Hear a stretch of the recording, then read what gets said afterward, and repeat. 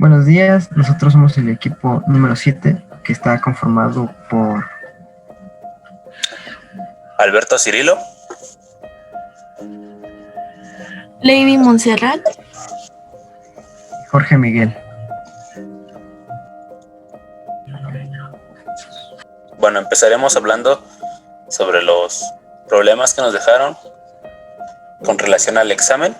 Empezaremos con el problema número 6. El problema 6 trata de cómo es el siguiente argumento. Ningún amigo de Ana conoce a Pablo. Todos los amigos de Pablo son malabaristas. Ana conoce a todos los amigos de Pablo y conoce a Pablo. Por tanto, Ana es malabarista. Lo que tenemos que observar aquí o concluir es que si este argumento es válido o no, ya sea con premisas contradictorias o no contradictorias. Entonces empezamos haciendo las variables. AX, donde X es Ana. PX, donde X es amigo de Ana. QX, donde X es amigo de Pablo. RX, donde X conoce a Pablo. S de X es X de malabarista y T de X, donde X conoce a los amigos de Pablo. Entonces, para sacar la primera premisa, sería: ningún amigo de Ana conoce a Pablo. Lo armaríamos de la siguiente forma. Para todo X, en esta parte, para todo X, donde P de X, que es amigo de Ana, entonces no conoce a Pablo, que sería no R de X.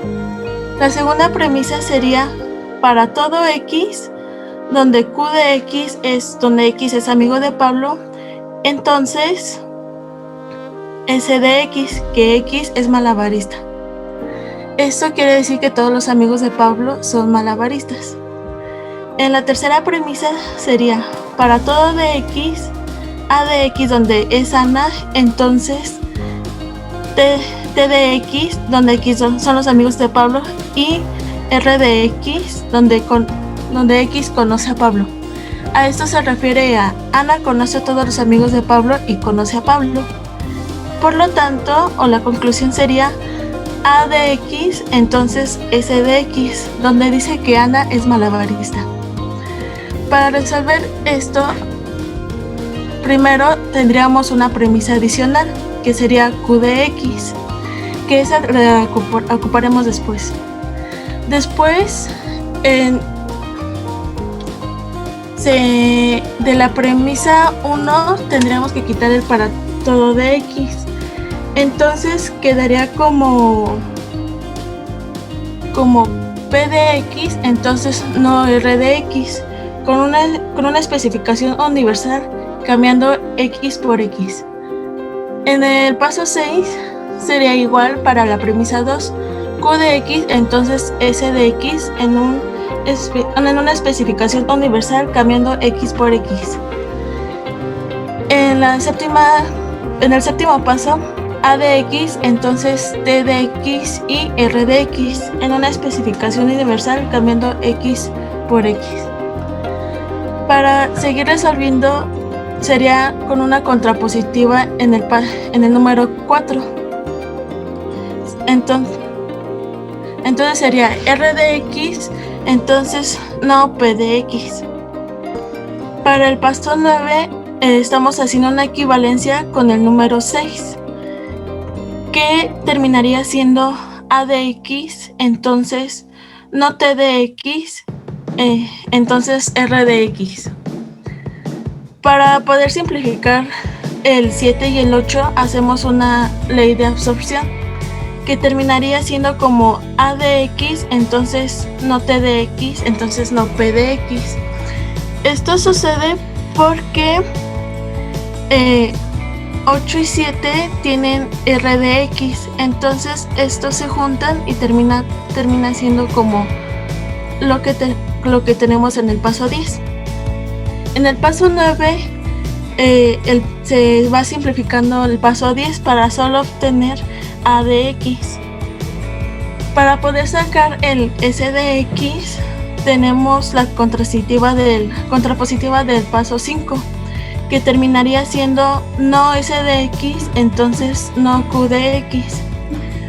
Para el paso 13 utilizaremos la premisa adicional, que sería Q de X, y estaríamos haciendo un modus tollendo ponens para poder eliminar Q y quedar como solo no S de X.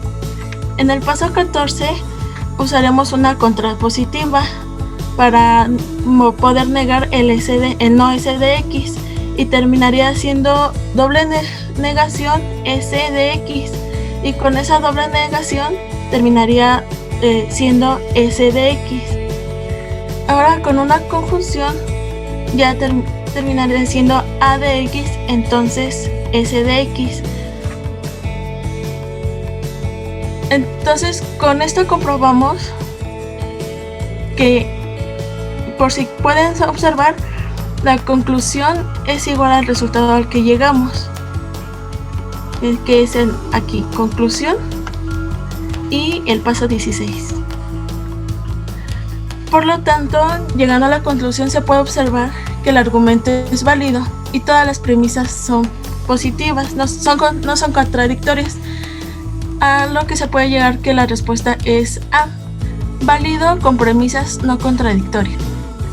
Para la resolución del problema 14, que nos pregunta qué no se sigue del siguiente conjunto de oraciones, en donde las oraciones nos dicen: es falso que hay actos injustos que son castigados, es falso que hay actos justos que son recompensados, es falso que todos los actos injustos provocan dolor, es falso que todos los actos justos provocan placer.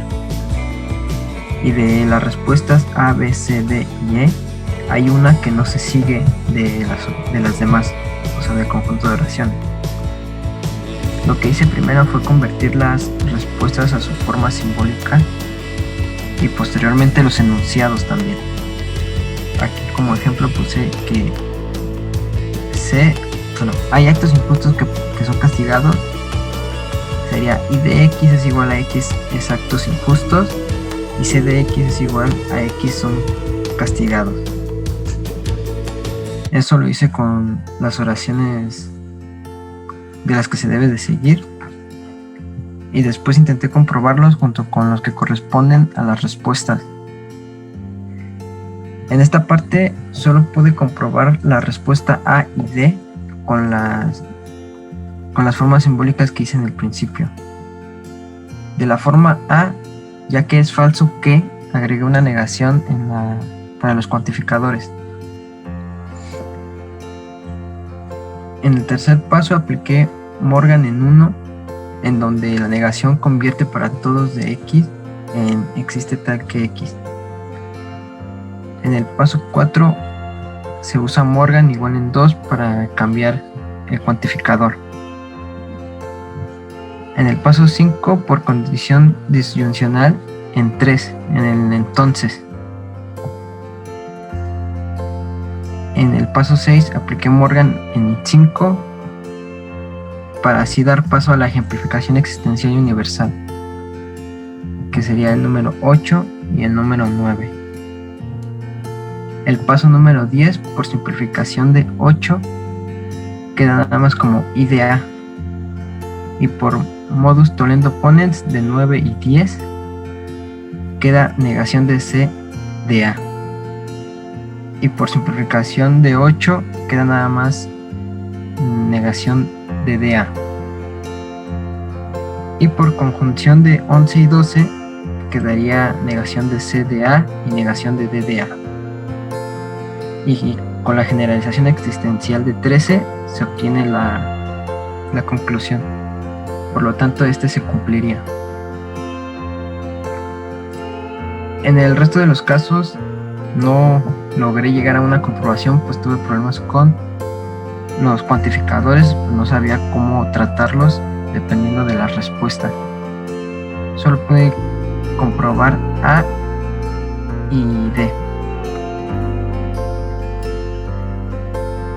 En D, la conclusión nos dice que existe X tal que negación de P de X y negación de R de X. Apliqué Morgan en 1 para obtener existe X tal que la negación de j de x, entonces p de x. En el paso 4 se aplica Morgan en 2 para obtener para todo x negación de j de x y r de x.